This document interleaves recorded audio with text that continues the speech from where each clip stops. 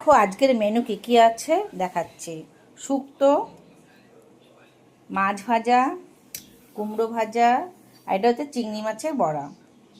তার সাথে হচ্ছে টক ডাল, সেই দেখো মাছের ঝাল আলু দিয়ে, আর আমের চাটনি। এই হচ্ছে আজকে আমার মেনু। কেমন হয়েছে কমেন্ট করে বলবে। দেখো খেতে বসে গেছি। এটা শুক্তো দিয়ে খাচ্ছি প্রথমে। গরম গরমকালে শুক্তোটা ভালোই লাগে। আর এটা দেখছো, এটা চিংড়ি মাছের বড়া,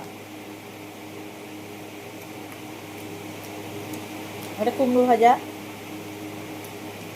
আর এই মাছটা কি মাছ বলবে কমেন্ট করে। মাছ ভাজা, একটা টক ডাল,